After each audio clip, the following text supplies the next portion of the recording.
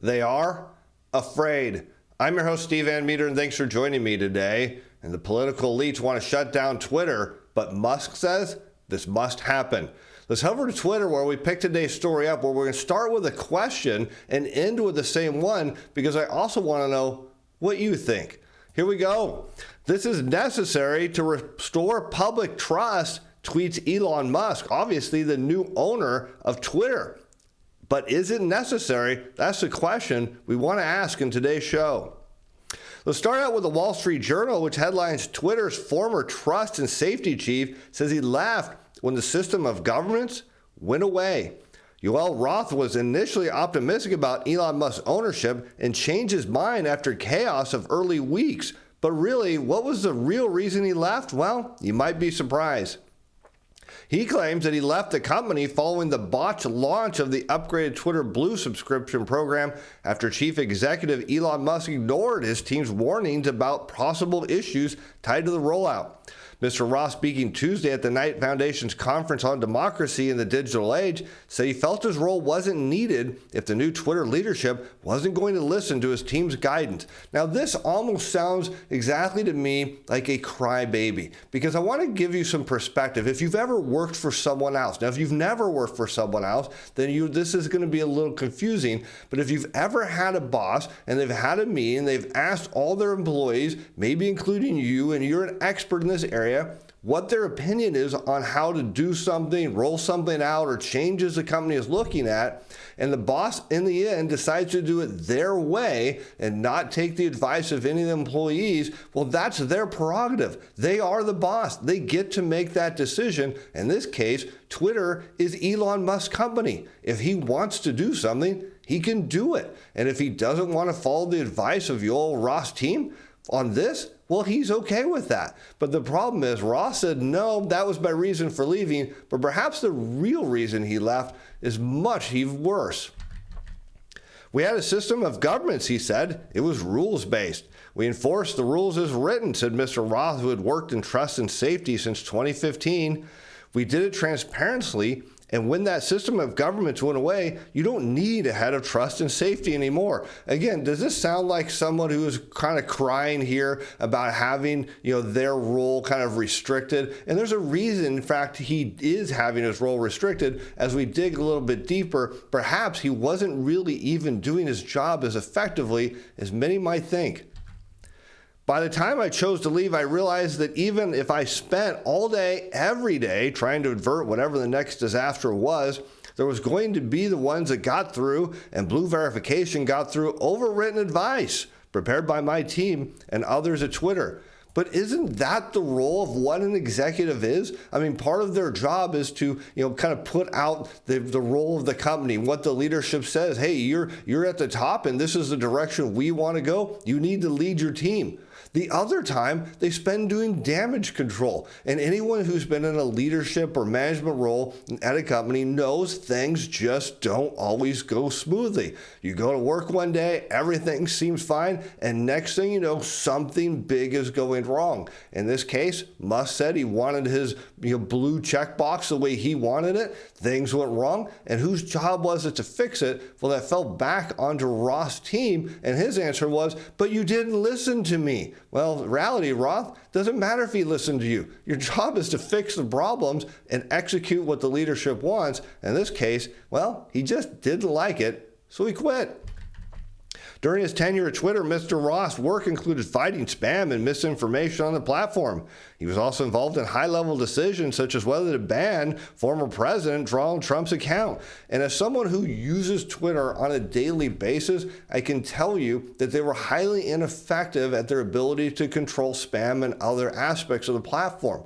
Just the other day, I actually blocked 8 replicants of myself, or actually reported them, and there was 9 actually that by the following day. They immediately followed suit and got rid of 8 of them. I had to wait and argue the case on the ninth one, because on the Twitter platform, if someone copies your account, such as a bot, and they start tweeting or copying your tweets, well, under the old rules, under Ross guidance, well, that was deemed as an actual person. But this time I was actually able to get rid of all my replicants, which was actually a welcome relief. So to say that they were actually doing their job here, at least for those of us who use Twitter on a regular basis, it's really questionable because there was plenty of spam and plenty of bots. But now it turns to this because Elon Musk says Twitter has interfered in elections, but if we were following Ross' rules-based system, well, this shouldn't have happened.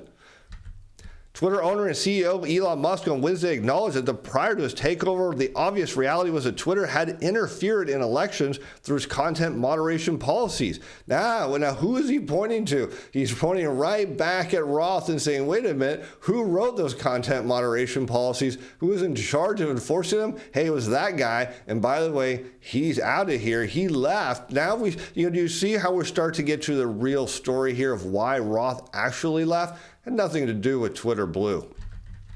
Musk's explosive assertion came in response to comments made by Yoel Ross, Twitter's former head and trust of safety, who indicated the social media platform was not safer under Tesla's CEO's leadership. One of my limits was if Twitter starts being ruled by dictatorial edict rather than policy, there's no longer a need for me at my role doing what I do. Of course, that's starting to beg the question is, what did he actually do? If spam was a problem and bots were a problem, what did he actually do there? Well, as you might know, it's not much of a surprise.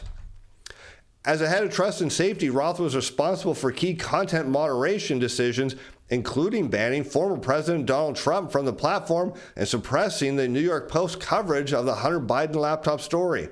His decision to leave the company was part of a mass exodus of Twitter employees who left over disagreements with Musk's free speech absolutist vision or were laid off in a harsh cost-cutting measure enforced by the billionaire.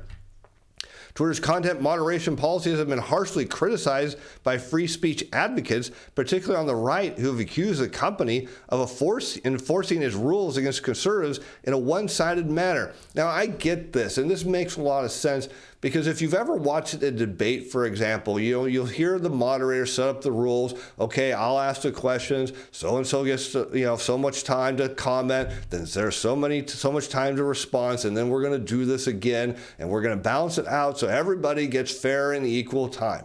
And what inevitably happens during these debates is one party will go a little longer on the topic, and then the party responding will get cut off, and they'll say, wait a minute, you let them go over, so I want to go over. And now what we're seeing here is you're on the conservative side say, hey, you gave the other side more time and ability to use your platform, and all we want is the same.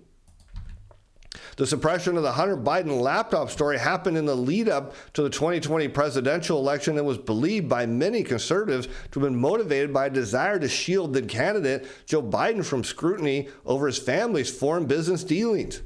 And of course, here we see Musk responding. He says exactly the obvious reality, as longtime users know, it is that Twitter has failed in trust and safety for a very long time and has interfered with elections. And what is he saying? Hey, Yoel Roth, you didn't do your job. That's what he's saying here. Look, he didn't say, look, he left because he didn't like my Twitter Blue. No, he's saying, look, he was going to probably leave anyways because all I did was get to the root of the problem was the guy that was ahead of that department wasn't doing his job, and he knew it.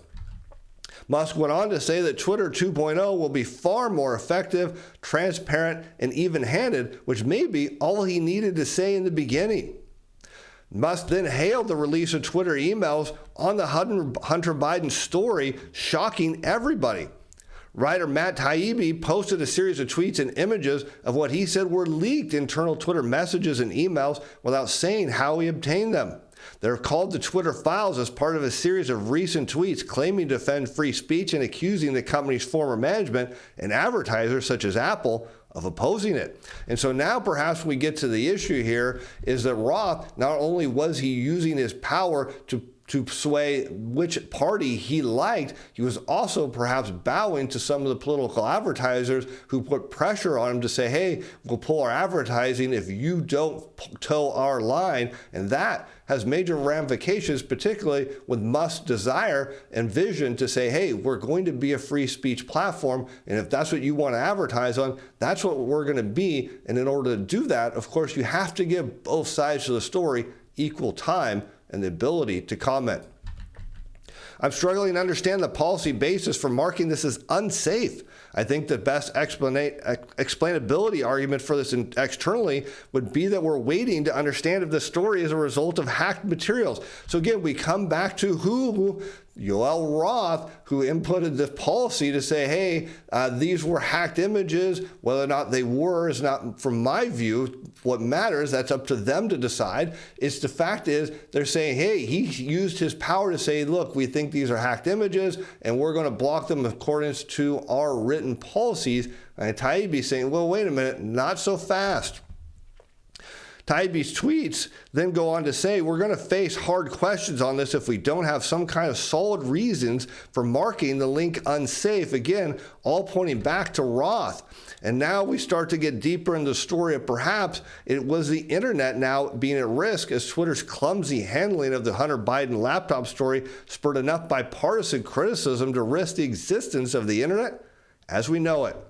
I say this as a total Biden partisan and convinced he didn't do anything wrong, according to Taibbi. He goes on to say, but the story now has become more about censorship than relatively innocuous emails. It's become a bigger deal than it would have been. It is now leading to the serious efforts to curtail Section 230, many of which would have been a mistake.